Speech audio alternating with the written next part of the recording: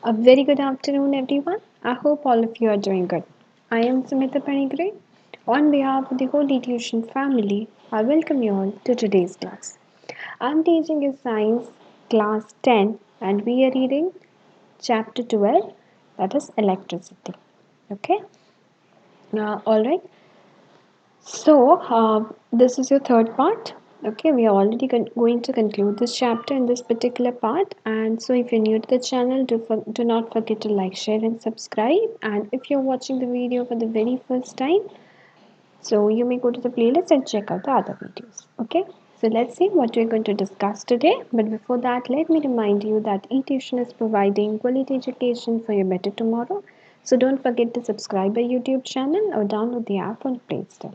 Alright, so let's start. Let's see what we're going to discuss today.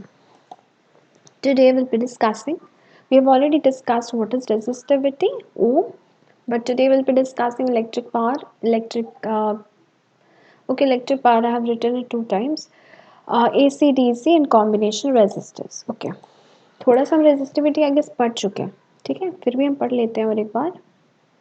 Okay, चलो इतना पढ़ना है, ठीक है ना. Okay fine. Let's start. The first is resistivity. We have already discussed in the previous class. Resistivity क्या होता है? Electrical resistance offered by a substance of a unit length and unit cross sectional area. It's called resistivity. तो एक ऐसा resistance जो कि एक particular चीज़ से हमें obtained होता है, एक particular length और उसी cross sectional area से जो हमें एक resistance offer होता है, that is known as resistivity. Okay? Electrical resistance offered by a substance of unit length and unit cross sectional area. Now what is ohmic and non ohmic resistance. हमने पढ़ा है, हमने ओम के बारे में पढ़ा, राइट. हमने ओम के बारे में प्रीवियस क्लास में पढ़ा है, ओम्स लॉ के बारे में, ठीक है. तो हमें पता है उसका क्या फॉर्मूला है and everything like that. V is equal to I R. तो इससे क्या रिलेटेड है? Resistance which follow Ohm's law हमने प्रीवियस क्लास में पढ़ा है. So if you new to the channel, do go to the last part and see. Okay, तो resistance जो कि ओम्स लॉ को फॉलो करते हैं, ठीक है, उसी को बोलते हैं ओमिक रेजिस्टेंस. और जो पर्टिकुलर रेजिस्टेंस ओम्स लॉ को फॉलो नहीं करते हैं उसको बोलते हैं नॉन ओमिक रेजिस्टेंस. ठीक है, तो पहले देखो उनका ग्राफ कैसा रहता है. ग्राफ जो है दोनों का सेम ही रहता है. जो फॉलो करते हैं उनका भी सेम है, जो नॉन नहीं फॉलो करते उनका भी सेम ही है. बस इतना ही है कि कुछ ओम्स लॉ फॉलो करते हैं और कुछ ओम्स लॉ फॉलो नहीं करते हैं. ठीक है, सुपर कंडक्टर्स, इसके बारे में कौन हमें पढ़ा है? कंडक्टर्स, इंसुलेटर्स, कंडक्टर्स जिसमें कि कंडक्टिंग जो मटेरियल है उससे इलेक्ट्रिसिटी पास कर सकते हैं. इंसुलेटर्स जिससे कि पास नहीं कर सकते electricity. Now what is superconductors? Superconductors क्या होते हैं? Conductors which offer zero resistance. ठीक है, कंडक्टर्स जो कि क्या करते हैं, just wait a minute. Okay, तो क्या होता है? कंडक्टर्स जो कि जीरो रेजिस्टेंस फॉलो करती हैं. ठीक है, conductors which offer zero resistance to the flow of current is known as superconductors. जो कि रेजिस्टेंस, जो एक कुछ कुछ कंडक्टर्स होते हैं जो टोटल रेजिस्टेंस फॉलो नहीं करते हैं करंट में. ठीक है, जब फ्लो चल रहा होता है current to the flow of the current, मतलब यानी कि क्या है, करंट इलेक्ट्रिसिटी पास कर रही होती है पर रेजिस्टेंस नहीं होता, उसी को बोलते हैं superconductor. Now combination of resistors, हमने प्रीवियस क्लास में कॉम्बिनेशन ऑफ रेजिस्टर्स पढ़ा है. रेजिस्टर्स मतलब जब सीरीज में हम दो तीन रेजिस्टर्स को लगा देते हैं, सो R1 R2 R3 आती है. अगर हम उसको पैरेलल में लगाते हैं तो 1/R1 प्लस 1/R2 1/R3, उसे हम बाकी फॉर्मूलाज एंड ऑल्सो सेव करेंगे, मतलब सॉल्व करेंगे. Okay, alright. सो कैसे होता है देखते हैं. Two resistors are said to be combined in series if they carry the same current. तो कैसे कंबाइंड हम सीरीज़ में बोलेंगे? अगर वो सेम ही करंट को पास कर रहे हैं तो सीरीज़ में. अगर अलग अलग फेज में करंट पास कर रहा है, इसके रेजिस्टर एक करंट ले रहा है, दूसरा रेजिस्टर दूसरा करंट, तो उसको बोलते हैं पैरेलल में. ठीक है, equivalent resistance of two resistor is said to be series में एक ही करंट पास करता है, सो वो R1 प्लस R2. और अलग अलग रेजिस्टर्स अलग अलग करंट पास करते हैं, then it is known to have parallel, that is 1/R1 plus 1/R2. ठीक है, उसके बाद आ गया आपका EMF और that is terminal voltage. Now ये क्या है? EMF का मतलब पोटेंशियल डिफरेंस, जो potential difference between two terminal, दो पर्टिकुलर टर्मिनल्स के बीच में जो पोटेंशियल डिफरेंस होगा, ठीक है, उसी को हम लोग बोलते हैं ईएमएफ। लेकिन उस टाइम पे क्या होगा, कोई करंट फ्लो नहीं करेगा उस सर्किट में, ठीक है, लेकिन पोटेंशियल डिफरेंस हम देख सकते हैं। यानी कि ईएमएफ का मतलब है the potential difference between the two terminals of the cell when there is no current flowing through the circuit. जब सर्किट से कोई भी करंट फ्लो नहीं कर रहा होगा पर हम पोटेंशियल डिफरेंस देख सकते हैं दो टर्मिनल्स के बीच में, उसी को बोलते हैं EMF. Terminal voltage. Now, what is terminal voltage? The potential difference between the two terminals of the shell when current is flowing through the circuit. Terminal voltage मतलब जब पर्टिकुलर इलेक्ट्रिसिटी पास कर रही होगी उस टाइम पे जो हम देख पाएंगे पोटेंशियल डिफरेंस, उसको बोलते हैं टर्मिनल वोल्टेज। यानी ईएमएफ क्या होता है, potential difference between the cell जब वहाँ पे इलेक्ट्रिसिटी पास नहीं कर रही होगी, और टर्मिनल वोल्टेज तब उस टाइम का पोटेंशियल डिफरेंस जब इलेक्ट्रिसिटी पास कर रही होगी। अब देखो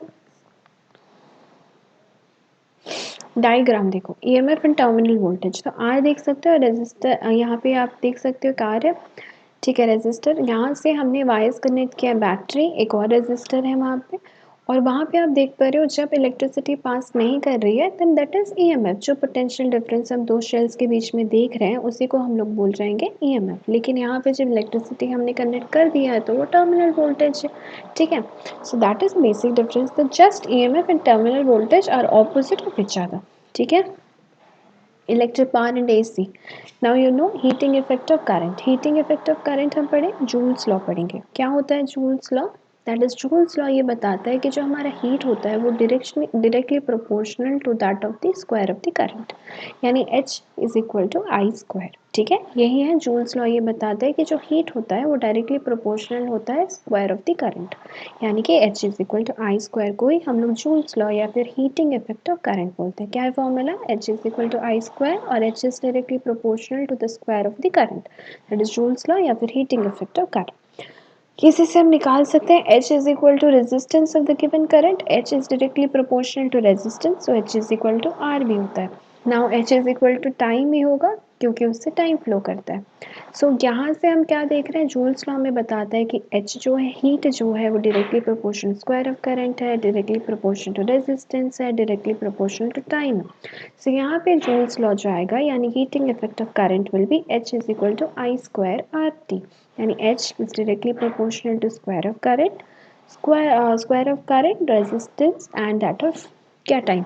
so यहाँ पे सब मिला दोगे H is equal to I square R और T, यानी H is equal to I square into R into T, ठीक है ना। डायरेक्टली प्रोपोर्शनल है तो I square R T, यानी जूल्स लॉ या फिर हीटिंग इफेक्ट ऑफ करंट जो होता है उसका फॉर्मूला है I square R T, ठीक है। Now what is electric power? Power हमें पता है, जो particular rate of doing work or rate of consumption of electrical energy is known as electrical power. So power is equal to work done by time taken, ठीक है। SI unit क्या है? watt, WATT और W। 1 watt of power is consumed when 1 ampere of current flows at a potential difference of 1 volt, ठीक है। The commercial unit of electrical energy is kilowatt hour. 1 kilowatt hour is equal to that is 3.6 into 10 to the power 6 joule, वो 6 जो side हो गया वो ऊपर रहेगा, ठीक है। और रिप्रेजेंटेड है P is equal to I square R, P is equal to V square by R। 1 kilowatt hour is defined as the amount of energy consumed when 1 kilowatt of power is used for 1 hour। क्या हुआ, कुछ समझ नहीं आया, ठीक है। Electric power क्या होता है? जो एक रेट में हम काम करते हैं, जब हम काम करते हैं तो जिस पावर से जो इलेक्ट्रिकल एनर्जी का कंजम्पशन होता है उसी को बोला जाता है पावर। पावर एक टाइम के अंदर होता है, तो पावर का फॉर्मूला है जितना आपने काम किया है एक यूनिट टाइम में, सो W by T is the power, ठीक है। अब SI यूनिट उसका वाट है। 1 वाट का मतलब होता है 1 एम्पियर ऑफ करंट फ्लो किया है एक पोटेंशियल डिफरेंस के टाइम पर, ठीक है। उसका कमर्शियल यूनिट किलोवाट आवर के हिसाब से आता है हमारा, और 1 किलोवाट का वैल्यू है 3.6 इंटू 10 टू पावर 6 जूल, ठीक है, समझ गए बस। उसके लास्ट में 1 किलोवाट आवर इज डिफाइंड, उसका डेफिनेशन लिखा है। 1 किलोवाट आवर का मतलब जितना कंज्यूम करेगा एनर्जी 1 किलोवाट आवर में, 1 किलोवाट 1 घंटे में, ठीक है, बस खत्म होता है, हो गया। तो यहाँ पे चैप्टर खत्म होता है। किसी को अगर कोई भी डाउट है regarding any of the portion, please do let me know in the comment section below, I'll definitely answer। And अगर और किसी को कोई भी क्वेरी है, कोई भी क्वेश्चंस है तो आप पूछ सकते हो। देखो यहाँ चैप्टर कंप्लीट होता है। अब बहुत सारा फॉर्मूला है, P is equal to V square by R, H is equal to I square by R T, V is equal to I R. तो इसके रिलेटेड बहुत सारे क्वेश्चन आएगा। R is equal to R one plus R two, series में parallel में R P is equal to one by R one plus one by R two and so on. So you will be asked questions according to this particular formula. So you have to practice lots and lots of problems based on this particular formulas. ठीक है, क्योंकि अभी मैंने पढ़ा दिया तो आप जाओ अपना NCERT देखो, वहाँ से नोट्स बनाओ and you start revising. ठीक है, practice lots and lots of questions either from your textbook, in text और NCERT जो है, या फिर आप रेफरेंस से भी प्रेफर कर सकते हो, इंटरनेट से भी प्रेफर कर सकते हो। क्वेश्चन करना शुरू करो। ठीक है, so if you have any doubt regarding any of the point, let's me know in the comment section below. ठीक है, I will be seeing you next in the next session with a new topic. Till then have a good day and keep smiling.